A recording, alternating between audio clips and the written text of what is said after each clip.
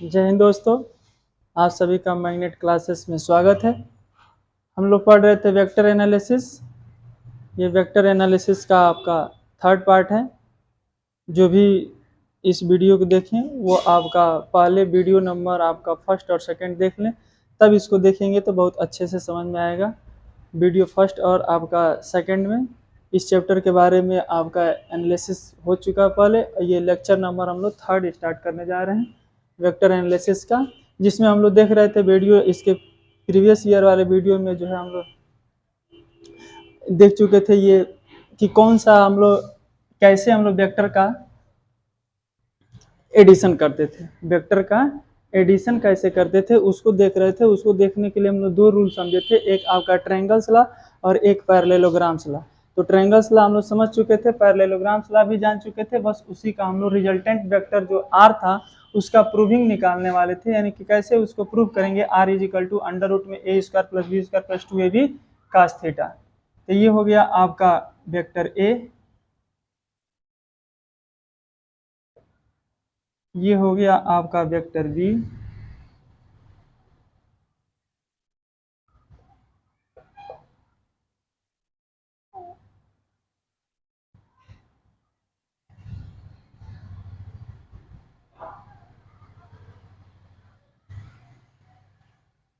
ये हो गया आपका वेक्टर बी। क्योंकि ये वेक्टर बी है तो ये भी वेक्टर बी होगा। पैरेललोग्राम के अपोजिट साइड क्या होते हैं आपका, इक्वल और पैरेलल होती है। यहाँ से एक परपेंडिकुलर ले लीजिए,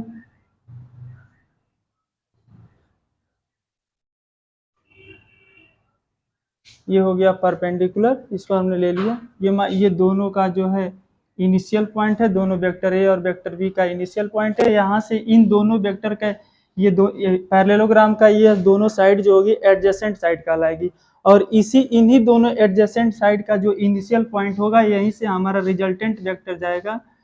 ये हो गया आपका रिजल्टेंट वेक्टर आर, ये हो गया रिजल्टेंट वेक्टर आर। इन दोनों का रिजल्टेंट वेक्टर ये होगा, और ये इन दोनों के बीच का सपोज दैट एंगल क्या है, थीटा है। वेक्टर थीटा भी the angle between vector A and vector b. ये अगर थीटा है तो ये भी एंगल क्या होगा, थीटा होगा। कौन से डिफिनेशन से, करस्पॉन्डिंग एंगल से। ये दोनों लाइनें हमारी पैरेलल हैं तो ये एंगल और ये एंगल क्या बनेंगे, आपका करस्पॉन्डिंग एंगल हो गया। तो ये एंगल थीटा है तो ये भी क्या होगा, थीटा हो गया। इसका नामकरण कर दीजिए। ये हो गया पॉइंट आपका P, ये हो गया Q, ये हो गया आपका T, ये हो गया पॉइंट सपोज दैट ये पॉइंट हो गया आपका S, ये हो गया आपका पॉइंट, इसको S बना लेते हैं। ये पॉइंट आपका S हो गया, और ये कोई पॉइंट जो है आपका ये हो गया पी तो हम लोग बनाए हैं। ये सपोज दैट आपका पॉइंट जो हो गया आपका एन हो गया। ठीक है, इस तरीके से हमें एक आपका पैरेललोग्राम दिखाई दे रहा है, यानी कि आपका पी क्यू टी एन एक पैरेललोग्राम का शेप बना रहा है। और इन दोनों वेक्टर ए और वेक्टर बी का ये रिजल्टेंट वेक्टर है, जिसको हम लोग वेक्टर आर से रिप्रेजेंट कर रहे हैं। इसी वेक्टर आर का जो यानी वेक्टर रिजल्टेंट वेक्टर जो आर निकला है, इसका मैग्नीट्यूड कितना होगा, यानी कि आर की वैल्यू हमको निकालनी है। क्या निकालना है, निकलेगा vector a square plus B square plus 2ab cos theta. ये हमें प्रूफ करके दिखाना है, यानी कि आपका vector r is equal to ये शो करके दिखा देना है कि आर का जो वेक्टर आर है इसका मैग्नीट्यूड जो होगा अंडर रूट में A square plus B square plus 2ab cos theta होगा। तो ये हो गया थीटा। अब ये हो गया थीटा, तो यहाँ ध्यान से देखिए, ये जो है आपका अगर ये वेक्टर बी है तो ये भी वेक्टर बी होगा। अब इसका जो है आपका मैग्नीट्यूड हम लोग जो है लेंगे, तो इसका जो है मैग्नीट्यूड आपका वेक्टर बी का मैग्नीट्यूड आपका बी होगा। तो यानी आपका क्यूटी की वैल्यू जो होगी, क्यूटी के जो वैल्यू होगा वो कितना होगा, यानी कि आपका मैग्नीट्यूड ऑफ वेक्टर बी, या इसका मैग्नीट्यूड ऑफ वेक्टर बी आपको ऐसे लिखिए या बी लिखिए, दोनों जो है क्या शो कर रहा है, यानी कि आपका वेक्टर बी का ये क्या बता रहा है, मैग्नीट्यूड हो गया। तो ये हमने क्यूटी की वैल्यू निकाल लिया। उसी तरीके से अगर हम लोग जो है ये हो गया आपका क्यूटी की वैल्यू निकल गया, क्यू से लेकर के टी तक। अब हमको जो है हमारा टारगेट है कि ये किसी तरीके से क्यू से यस तक निकाल लें। क्यू से यस तक निकाल लें। तो in triangle Q S T Q S T में देखिए यहाँ पर 90 डिग्री बना रहा है, यानी कि ये राइट एंगल ट्रायंगल बन रहा है क्यू एस टी। तो ये जो है 90 डिग्री के सामने वाला, तो ये आपका हाइपोटेनस हो जाएगा। ये एंगल लेंगे तो ये परपेंडिकुलर हो जाएगा, ये क्या हो जाएगा, बेस हो जाएगा, यानी कि ये लंब होगा और ये आधार होगा। यानी कि हम यहाँ पर लगा दें, कौन सा रिलेशन लगा दें, कास थीटा का रिलेशन लगा दें। अगर कास थीटा का अगर हम लोग रिलेशन यहाँ पर यूज करेंगे तो cos theta is equal to कितना होता है, बेस अपॉन हाइपोटेनस। यानी हो गया बेस क्या बन रहा है इसमें, क्यू एस, बेस हो गया क्यू एस, और हाइपोटेनस क्या बन रहा है, क्यू टी। ठीक है, तो यानी कि आपका यहाँ से हम लोग किसकी वैल्यू निकालना चाहते थे, क्यू एस की। तो क्यू एस की वैल्यू निकालेंगे तो q s is equal to क्या होगा, q t into cos theta. Q t की वैल्यू जो है आप हमने यहाँ निकाल चुके हैं, मैग्नीट्यूड ऑफ वेक्टर बी, यानी ये हो गया बी, और इंटू कास थीटा, यानी क्यू एस की हमने वैल्यू निकाल लिया। यानी इसका जो वैल्यू है, इसका जो मैग्नीट्यूड है यहाँ से लेकर के और यहाँ तक, इसका वैल्यू कितना है, बी कॉस थीटा। इसी तरीके से यहाँ पर अब एक बार साइन का रिलेशन हम लोग यूज कर लेते हैं। अगर साइन का रिलेशन यूज करेंगे तो क्या हो जाएगा, sine theta is equal to perpendicular upon hypotenuse. तो परपेंडिकुलर आपका क्या बन रहा है, एस टी, और हाइपोटेनस क्या है, ये हो गया आपका क्यू टी। यहाँ से हम लोग एस टी की वैल्यू निकालेंगे तो क्या निकलेगा, s t is equal to q t into sine theta. Q t की वैल्यू कितना है, यानी कि आपका क्यू टी की वैल्यू है आपका मैग्नीट्यूड ऑफ वेक्टर बी, तो ये हो गया बी इंटू साइन थीटा। तो ये हमने इसकी भी वैल्यू निकाल लिया, किसका, एस टी की वैल्यू निकल गया यहाँ से, और यहाँ से क्यू एस की वैल्यू निकल गया। तो अब यहाँ से पी से एस बता दीजिए कितना होगा, पी से एस। तो पी एस कितना होगा, p s is equal to हो जाएगा, यानी कि वेक्टर ए का मैग्नीट्यूड, यानी यहाँ से यहाँ तक तो मैग्नीट्यूड ऑफ वेक्टर ए है, पी से लेकर के क्यू तक। तो ये हो गया आपका P Q plus Q S. तो यानी कि आपका पी एस की जो वैल्यू होगी वो कितनी होगी, आपका वेक्टर ए का मैग्नीट्यूड और प्लस यहाँ हम लोग इसका मैग्नीट्यूड क्यू एस का निकाले हैं कितना, बी कॉस थीटा। इसी तरीके से इसका तो हम लोग मैग्नीट्यूड निकाल ही चुके हैं, बी साइन थीटा। अब यहाँ पर एक राइट एंगल ट्रायंगल दिखाई दे रहा है, इस राइट एंगल ट्रायंगल में पाइथागोरस थ्योरम लगा दे। इन ट्रायंगल कौन सा, P S T, in triangle P S T, P S T में हाइपोटेनस तो 90 डिग्री के सामने वाला हाइपोटेनस तो ये होगा, ठीक है, और उसके बाद से ये हो जाएगा आपका बेस, ये हो जाएगा आपका परपेंडिकुलर। तो क्या हो जाएगा, आर का स्क्वायर, या ऐसे इसको हम लोग लिखें, पीटी का square is equal to, p t का स्क्वायर इज इक्वल टू, ये हो जाएगा पी एस का स्क्वायर प्लस एस टी का स्क्वायर, दिस का स्क्वायर प्लस दिस का स्क्वायर इज इक्वल टू आपका पीटी का स्क्वायर। यहाँ से हमने पाइथागोरस थ्योरम लगा दिया, यानी कि आपका कर्ण का वर्ग बराबर लंब का वर्धन आधार का वर्ग। ये तो आपका बचपन का प्यार है, ये जानते ही हैं, पीटी का स्क्वायर बराबर पी एस का स्क्वायर प्लस एस टी का स्क्वायर, यानी पाइथागोरस थ्योरम हमने यहाँ पर यूज कर लिया है। अब यहाँ से पीटी को हम लोग क्या समझ के हैं, यानी कि ये वेक्टर आर का मैग्नीट्यूड है, तो आर का मैग्नीट्यूड जो है आपका कितना है, आर है, तो ये आर का स्क्वायर। पी एस की वैल्यू यहाँ निकाले हैं कितना है, ए प्लस बी कास थीटा, तो ये हो गया ए प्लस बी कास थीटा, इसका स्क्वायर प्लस यहाँ देखिए आपका एस टी की वैल्यू निकल चुकी है, एस टी की वैल्यू कितना निकला है, बी साइन थीटा, तो ये हो जाएगा आपका बी साइन थीटा का होल स्क्वायर। ठीक है, तो यहाँ से आपका रिजल्ट क्या आ जाएगा, यहाँ से आपका रिजल्ट आ जाएगा आर का स्क्वायर इज इक्वल टू, अब इसको हम लोग तोड़ दें तो ए प्लस बी के होल स्क्वायर पर तोड़ेंगे तो कितना आएगा, A square plus B square cos square theta plus 2 A B cos theta plus कितना हो जाएगा, B square sine square theta. अब क्या हो जाएगा इसके आगे,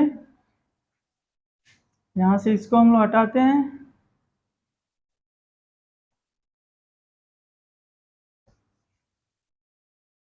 ये हो जाएगा आपका आर का स्क्वायर इज इक्वल टू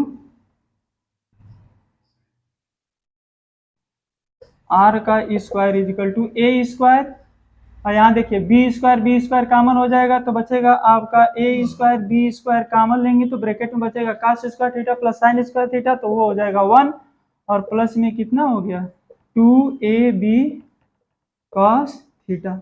अब ये हो गया, ये तो आपका आर स्क्वायर की वैल्यू निकालें, अगर हम आर की वैल्यू निकालें तो अंडर रूट में क्या आ जाएगा A square plus B square plus 2ab cos theta. यही हमारा जो रिजल्टेंट वेक्टर आर था, इस आर का हमने मैग्नीट्यूड निकाल दिया, r is equal to A square plus B square plus 2ab cos theta. यही हमको शो करना था कि जो पैरेललोग्राम है, उस पैरेललोग्राम में जो आपका दो वेक्टर ए और बी जो किसी एंगल थीटा डिग्री के अगर एंगल पर लगे हुए हैं तो उनका जो रिजल्टेंट वेक्टर आएगा उस वेक्टर का जो वेक्टर का मैग्नीट्यूड कितना होगा, तो r is equal to under root में A square plus B square plus 2ab cos theta, where theta be the angle between vector A and vector B. जो वेक्टर ए और vector B के बीच का क्या है कोण है। यह हमने पैरेललोग्राम की सहायता से दो वेक्टर को कैसे ऐड किया जाएगा, तो उनका रिजल्टेंट वेक्टर होगा, उस रिजल्टेंट वेक्टर का मैग्नीट्यूड कितना होगा, तो r is equal to under root में A square plus B square plus 2ab cos theta. इस फार्मूले को याद रखिएगा, इस फार्मूले पर बहुत ज्यादा न्यूमेरिकल पूछता है आपसे। यहां तक तो समझ में आ गया होगा। आगे बढ़े,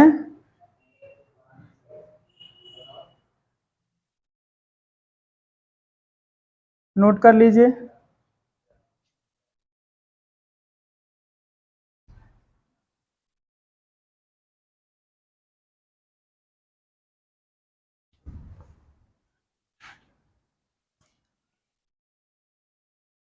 अब लिखिए इसमें स्पेशल कंडीशन, विशेष स्थिति, special condition.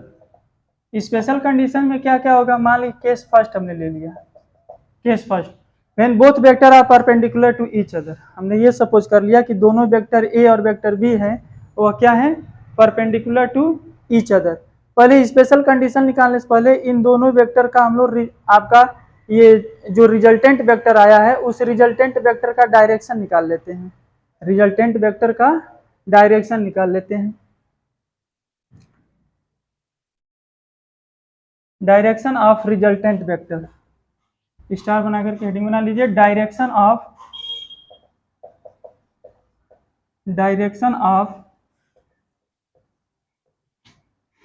Resultant vector R. जो आर का जो वेक्टर आर है उस आर का डायरेक्शन क्या होगा, तो ध्यान से देखिए, यही हम लोग का फिगर था, ये रिजल्टेंट वेक्टर है, ये रिजल्टेंट वेक्टर, और ये मान लीजिए कि इनके बीच में ये जो आपका रिजल्टेंट वेक्टर आर है वो वेक्टर ए से कितने डिग्री के कोण पर झुका हुआ है, तो मान लीजिए कि यह आपका एंगल जो बना रहा है अल्फा, यही अल्फा बताएगा कि ये रिजल्टेंट वेक्टर का जो डायरेक्शन है वो वेक्टर ए से कितने डिग्री के कोण पर है, कितने डिग्री के कोण पर के ये आपका रिजल्टेंट वेक्टर आर जा रहा है, किसके साथ, यानी कि वेक्टर ए के साथ। तो वेक्टर ए के साथ अगर हम लोग निकालें तो let alpha be the angle between vector R and vector A. हमने लेट कर लिया कि अल्फा जो है वेक्टर ए और वेक्टर आर के बीच का अगर ये एंगल है, तो हम लोग यहाँ से रिलेशन अगर इस ट्रायंगल ले लें, tan alpha is equal to, तो tan alpha is equal to क्या हो जाएगा, टेन थीटा बराबर क्या होता है परपेंडिकुलर अपन बेस, तो परपेंडिकुलर इसमें क्या बनेगा एस टी, और बेस क्या होगा, ये बेस होगा आपका पी एस, तो पी एस यानी हो गया आपका tan alpha is equal to S T की वैल्यू हम लोग निकाले थे, एस टी की वैल्यू निकली थी आपका B sine theta upon P S की वैल्यू आपका कितना फाइंड किए थे हम लोग, तो पी एस की वैल्यू फाइंड आउट किए थे कितना, A plus B cos theta, A plus B cos theta. ये क्या शो करेगा, यानी कि जो रिजल्टेंट वेक्टर है वो रिजल्टेंट वेक्टर वेक्टर ए से ए के साथ कितनी डिग्री के कोण पर वह आपका वेक्टर आर जो है किस डिग्री के कोण पर वह जा रहा है, यानी वेक्टर आर का डायरेक्शन क्या है वह यहाँ से निकल जाएगा, यानी कि टेन अल्फा जो है उसका डायरेक्शन बताएगा। किसका डायरेक्शन बताएगा? रिजल्टेंट वेक्टर जो है आर है उसका डायरेक्शन शो करेगा। तो ये हम लोग डायरेक्शन का अगर डायरेक्शन निकालना है तो इस फार्मूले का यूज करेंगे, tan alpha is equal to B sine theta upon A plus B cos theta. ये हो गया आपका डायरेक्शन। अब हम लोग स्पेशल कंडीशन में जो देखने जा रहे थे,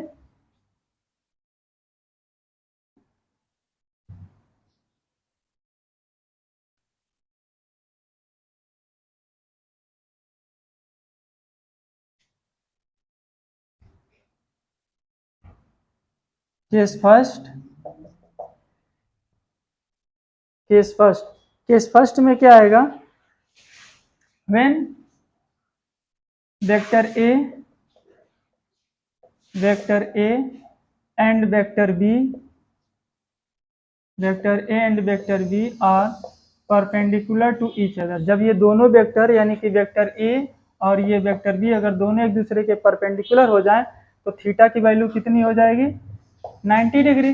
थीटा की जब दोनों वेक्टर एक दूसरे के परपेंडिकुलर होंगे यानी कि लंबवत हो जाएंगे तो थीटा का मान कितना हो जाएगा? 90 डिग्री। तो यहाँ से आपका रिजल्टेंट वेक्टर आर कितना निकल जाएगा? तो आर इजिकल टू थीटा की जगह पर 190 पुट कर दीजिए तो कितना आएगा? A square plus B square plus 2ab cos 90। Cos 90 की वैल्यू कितना होता है? 0। कास 90 की वैल्यू कितना होगा? 0। तो आर इजिकल टू कितना हो जाएगा? अंडर रूट में A square plus B square.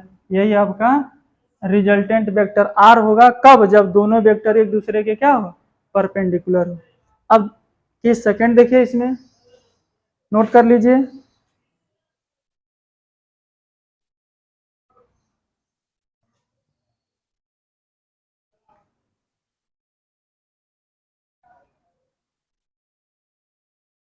Case second, when both vector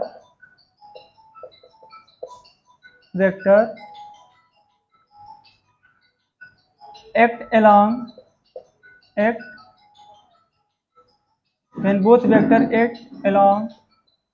same direction. अगर दोनों वेक्टर अगर सेम डायरेक्शन में हो जाए यानी एक ही डायरेक्शन में हो जाए तब उनके बीच का एंगल कितना बनेगा? एक वेक्टर ये जा रहा है, ये वेक्टर ए है और इसी पर दूसरा वेक्टर जो है आपका बी भी जा रहा है, यानी कि आपका तब दोनों वेक्टर के बीच का एंगल कितना बनेंगे? 0 डिग्री। तो यानी कि आपका यहाँ पर जब दोनों वेक्टर जब एक ही डायरेक्शन में हो जाएंगे तो थीटा की वैल्यू कितना हो जाएगा? 0 डिग्री। और जब थीटा की वैल्यू 0 हो जाएगा तो काश 0 की वैल्यू कितना होता है? 1। अब इस वैल्यू में पुट करिए, रिजल्टेंट वेक्टर आपका आर क्या दे देगा? अंडर रूट में A square plus B square plus 2ab cos 0। तो ये कितना आ जाएगा? A square plus B square plus 2ab cos 0 की वैल्यू कितना हो गया? 1। तो यानी हो गया आपका 2ab। अब ये यहाँ से यहाँ तक तो परिचित होंगे आप, क्या ये लिखा हुआ है? a प्लस बी का whole square. A square plus B square plus 2ab को क्या लिख सकते हैं? ए प्लस बी का होल स्क्वायर। अब ए प्लस बी का होल स्क्वायर लिखा है तो इसको हम लोग क्या लिख सकते हैं? स्क्वायर से अंडर रूट खत्म हो गया तो यानी आर की जो वैल्यू होगी वो कितना हो जाएगा? यानी कि vector A plus vector B का मैग्नीट्यूड हो गया। यानी कब? जब दोनों वेक्टर एक ही डायरेक्शन में होंगे तो वह उस कंडीशन में जो आपका रिजल्टेंट वेक्टर आर होगा उस आर का मैग्नीट्यूड कितना होगा? तो आर बराबर ए प्लस बी होगा। आर बराबर ए प्लस बी होगा। तो ये किस कंडीशन में है? जब दोनों वेक्टर एक ही डायरेक्शन में, जब दोनों वेक्टर एक ही डायरेक्शन में होंगे तो उनके बीच का एंगल कितना बनेगा? 0 डिग्री। तो उस कंडीशन में R is equal to this. अब अगला देखते हैं कंडीशन।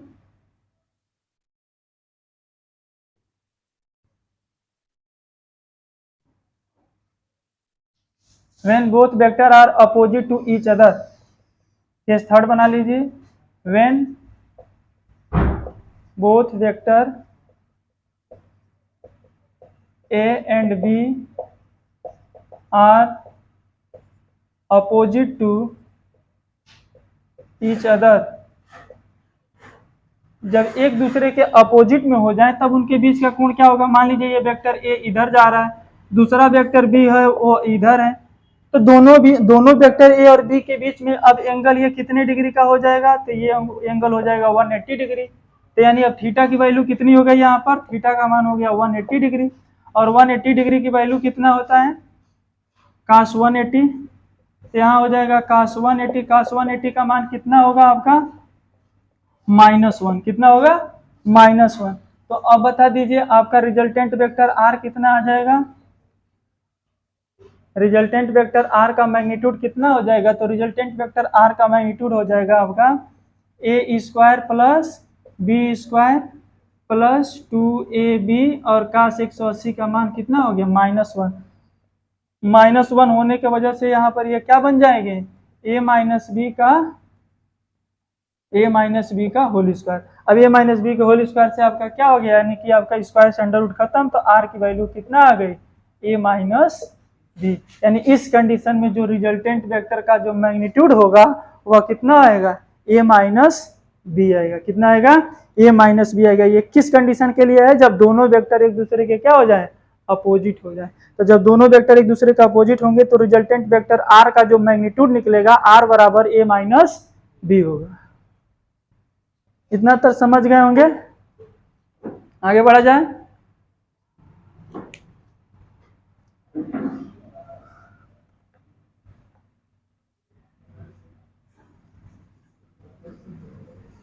तो ये इसकी स्पेशल कंडीशन हो गया, जब दोनों वेक्टर एक दूसरे के अपोजिट में होंगे तो क्या कंडीशन होगा, रिजल्टेंट वेक्टर r का मैग्नीट्यूड कितना होगा। जब दोनों एक दूसरे के आपका परपेंडिकुलर होंगे तो क्या होगा। अब आगे देखते हैं, एक इंपॉर्टेंट न्यूमेरिकल इसी पर सॉल्व करते हैं।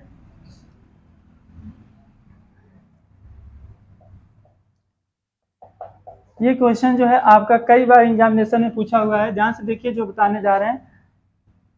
If vector a plus vector b, magnitude of vector a plus vector b is equal to magnitude of vector a minus vector b are equal, then find the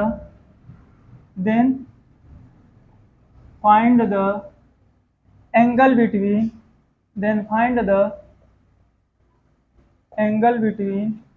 vector a and vector b।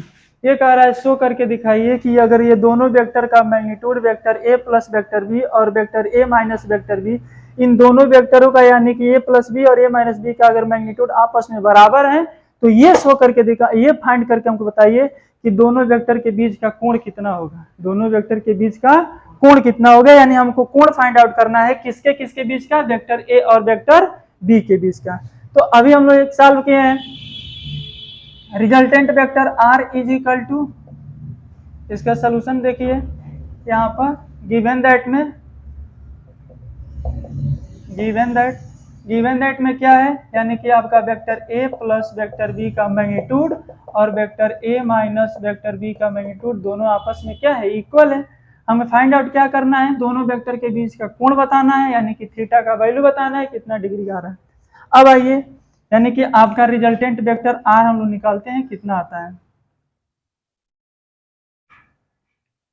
तो resultant vector r is equal to, formula जानते हैं, a square plus b square plus 2ab cos theta. अब इन्हीं दोनों, यानी कि जो resultant vector r है, इसे अभी इसके पीछे हम लोग कंडीशन पढ़े हैं उसे हम लोग निकाले थे, जब दोनों वेक्टर के बीच का जो है आप रिजल्टेंट कैसे निकाल रहे थे, ये तो फार्मूला हो गया।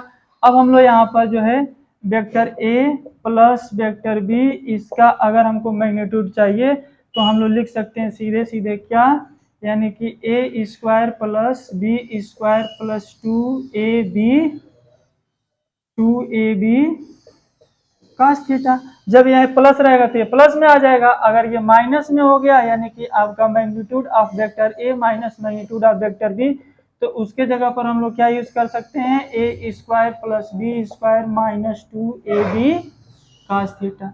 ये वेक्टर a प्लस बी का मैग्नीट्यूड है, वेक्टर a माइनस बी का, क्योंकि रिजल्टेंट भी तो हमारा वेक्टर ये जो हम लोग अभी पढ़े हैं, यानी कि दो वेक्टर आपका a है और ये वेक्टर b है, तो इनका ये रिजल्टेंट वेक्टर जो r आता था यानी कि आपका दोनों का सम ही तो निकल रहा था। इसी आर की वैल्यू यानी ये प्लस बी यानी कहिए या रिजल्टेंट वेक्टर आर कहिए, तो आर की जगह पर हमने ये प्लस बी यूज किया, ये प्लस बी बराबर दिस, जब यहाँ माइनस यूज किया तो यहाँ माइनस हो गया। ठीक है, दोनों वेक्टर का हमने क्या निकाल लिया, मैग्नीट्यूड निकाल लिया। अब यहाँ पर कह रहा है दोनों वेक्टर का मैग्नीट्यूड आपस में क्या है, बराबर है, तो इक्वल कर दीजिए। देखिए इक्वल करेंगे तो क्या आएगा, इक्वल करेंगे तो हो जाएगा आपका दोनों वेक्टर का मैग्नीट्यूड अगर आपस में इक्वल कर दिया जाए तो A square plus B square plus 2ab cos theta I is equal to में यही बात यहाँ पर हो जाएगा कितना, A square plus B square minus 2ab cos theta. दोनों साइड का स्क्वायर कर दीजिए, अंडर रूट खत्म हो जाएगा, तो क्या हो जाएगा A square plus B square, squaring on both side करेंगे तो अंडर रूट दोनों साइड का खत्म हो जाएगा ना, तो ये हो जाएगा A square plus 2ab cos theta, इधर हो जाएगा A square plus B square minus 2ab cos theta. A square से ए स्क्वायर स्वाहा हो गया, बी स्क्वायर से बी स्क्वायर कट गया, तो यहाँ से बचा क्या, 2ab इधर लेकर के आइए तो क्या आएगा 4ab cos theta is equal to 0। अब दो संख्याओं का प्रोडक्ट हमारा 0 के रूप में है, तो दोनों संख्याओं प्रोडक्ट के रूप में आपका दोनों का प्रोडक्ट अगर 0 के रूप में है तो या तो दोनों संख्याएं अलग अलग 0 के बराबर हो, दोनों संख्याएं अलग अलग 0 के बराबर हो, तो यहाँ से देखिए क्या ए कभी 0 बन सकता है, ए है, ए जो है वेक्टर ए है और वेक्टर ए का मैग्नीट्यूड तो निकल ही सकता है। तो कभी मान लीजिए कि ए का मैग्नीट्यूड निकाल लिया आपने 5, तो क्या आप लिख सकते हैं क्या 5 0 के बराबर है, नहीं ऐसा नहीं लिख सकते, यानी कि A and A not is equal to B, A not is equal to 0 and B not is equal to 0, यानी ए भी 0 कभी नहीं बन सकता, बी भी नहीं 0 बन सकता है, तो इसका मतलब हमारा cos थीटा 0 के बराबर होगा। तो यहाँ से क्या लिख देंगे, if cos theta is equal to 0, अब cos में कितने डिग्री की वैल्यू 0 होती है, तो cos हो गया ये 90 डिग्री, तो ये हो गया थीटा बराबर cos 90 डिग्री, तो थीटा आपका यहाँ से थीटा की वैल्यू कितनी आ गया 90 डिग्री, यानी दोनों के वेक्टर बी के बीच का कोण कितना निकल गया 90 डिग्री। यही हमें फाइंड आउट करना था, find the angle between vector A and vector B, तो एक वेक्टर ए और वेक्टर बी के बीच का एंगल कितना आ गया 90 डिग्री, यही आपको फाइंड करना है। इसी को आपको अगर पूछ सकता है ऐसे कि if the magnitude of vector A plus vector B is equal to magnitude of vector A minus vector B, then so that vector A and vector B are perpendicular to each other, तो फिर यहाँ पर आपका theta का मान आ गया 90 degree, इसका मतलब दोनों वेक्टर आपस में क्या है परपेंडिकुलर है, और यहाँ एंगल पूछ रहा था तो एंगल भी वही आ गया कितना 90 डिग्री। ठीक है, इतना तो समझ गए, ये मोस्ट इंपॉर्टेंट क्वेश्चन है, आपको जो है ये हमेशा पेपर में देखने को मिलता है ये। ठीक है, अब हो गया, इसके आगे देखिए,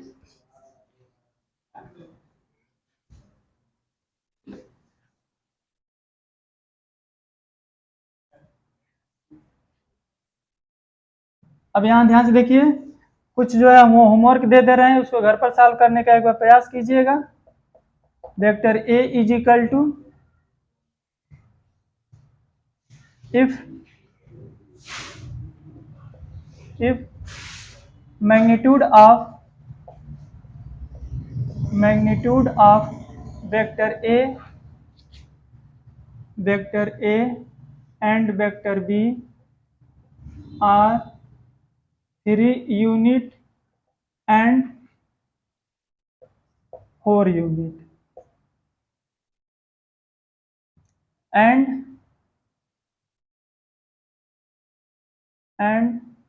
resultant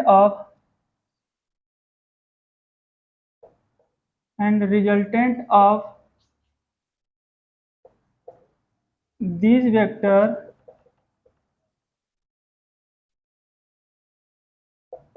is 7 unit, then find the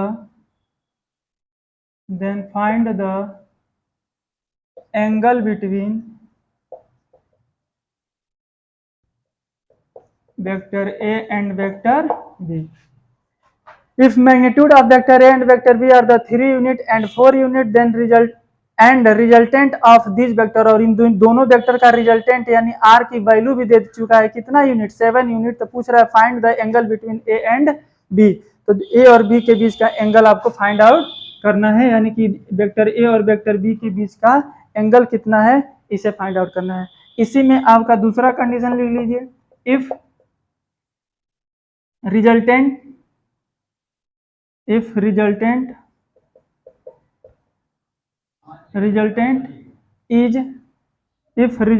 is under root 37, अगर इनका रिजल्टेंट अंडर रूट 37 हो जाए, then also find the angle between vector A and vector B. यानी उसी क्वेश्चन, यही क्वेश्चन जो आपका पहले हम लोग बोले थे कि आपका वेक्टर ए और वेक्टर बी जिनका मैग्नीट्यूड 3 यूनिट और 4 यूनिट है, जिनका रिजल्टेंट 7 यूनिट है, उस कंडीशन में एंगल बताना था। अब कह रहा है कि इन्हीं वेक्टर ए और वेक्टर बी जो आपको गिवन दैट है, उनका रिजल्टेंट अगर आपका 37 यूनिट हो जाए तब एंगल कितना होगा, ये भी आपका फाइंड आउट करिएगा, जिसका आंसर आ जाएगा और आपको कमेंट बॉक्स के अंदर इसका आंसर जरूर लिखना है। ठीक है, धन्यवाद।